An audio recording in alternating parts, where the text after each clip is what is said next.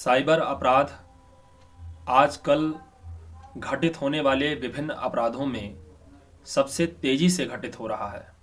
Cyber अपराध क्या है? साइबर अपराध साइबर अपराध वो अपराध है जो किसी भी व्यक्ति के द्वारा कंप्यूटर सिस्टम से किसी भी दूसरे व्यक्ति को किसी भी तरीके से धमकी देके या किसी डेटा को लीक करके या किसी डेटा को हैक करके या किसी के सिस्टम में मालवेयर जैसे वायरसेस को इंस्टॉल करके और फिर उससे एक मोटी खासी रकम मांगना ही साइबर अपराध है।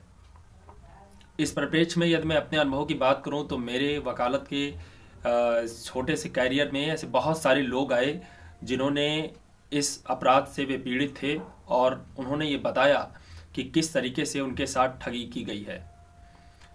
आज की बात करें तो आज ही मेरे पास एक ऐसा व्यक्ति आया जिसका लगभग 25,000 रुपये साइबर ठगी के द्वारा ठग लिया गया।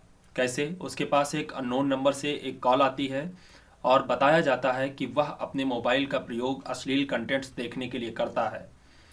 उसे ये भी बताया जाता है कि उसके ऊपर एक FIR पंजीकृत हो गई है और अगर वो जल्द ही बचना चाहता है तो वो उस नंबर पर जो कि उसे दिया गया उस समय पर उस पर वो लगभग उतना अमाउंट भेजे जितने की रिक्वायरमेंट उस व्यक्ति से की गई।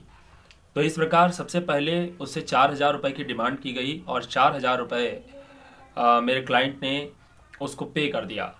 फिर उसके बाद उससे 14,500 रुपये की मांग की गई।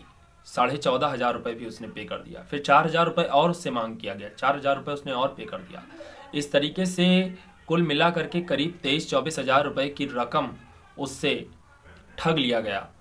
और वो एक नाजानकार आदमी, एक मिल्कमैन, और बहुत ज़्यादा वो पीड़ित था अपने इस मैटर से, बहुत व्यथित था। जाहिर सी बात है, यहाँ 10 रुपये भी गिर जाए तो बहुत तकलीफ़ होती है। उसके तो 23-24,000 रुपये चले गए।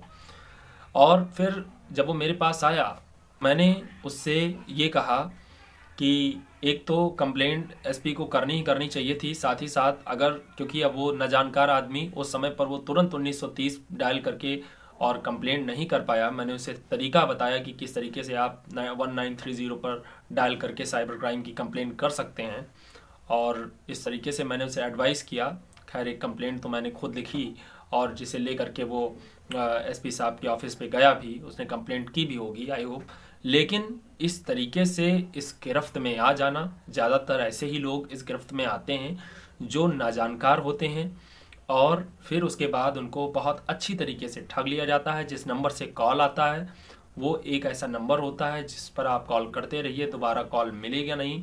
जिस नंबर पर पैसा पेड कराया जाता है वो नंबर भी नहीं लगेगा और आप फंस जाएंगे। मुकदमा तो चलता रहेगा लेकिन आपका पैसा एक तरीके से डूब जाएगा। इस तरीके से अपराध लगातार बढ़ रहे हैं। अब देखिए, सरकार भी लोगों को अवेयर करने के लिए आप कॉलर ट्यून की जगह पर ऐसे मैसेजेस दिए जाते हैं कि आप अपनी OTP किसी के साथ ना शेयर करें, आप अपने डिटेल्स किसी के साथ ना शेयर करें, आप किसी अननोन नंबर का कॉल उठाने के बाद कोई डिटेल्स उसको ना बताएं और कैसे भी करके अगर वो आपसे घुमा फिरा करके ऐसी चीज़ें पूछ रहा है जिससे कि आप उस तक अपना डेटा लीक कर रहे हैं डायरेक्टली या इनडायरेक्टली और आप उसके चंगल में फंसते जा रहे हैं, उसके ट्रैप में फंसते जा रहे हैं, तो आपको यहाँ सतर्क और सावधान होने की आवश्यकता है। क्योंकि एक बार यदि आप इस गिरफ्त में आ गए तो फिर आप परेशान हो जाएंगे। हो सकता है, ये तो हो गई छोटी मोटी चीज़ें, और साथ ही बात ये कि आपका सिस्टम, आपका पूरा का पूरा मोबाइल है या कंप्यूटर है, जो भी आपका लीक हो सकता है, पूरा डेटा लीक हो सकता है और आगे आपको तकलीफ़ें उठानी पड़ सकती हैं। तो prevention is better than cure कहा जाता है कि रोकथाम इलाज से ज़्यादा अच्छा है। तो आप बचें, अवेयर हों ज़्यादा से ज़्यादा।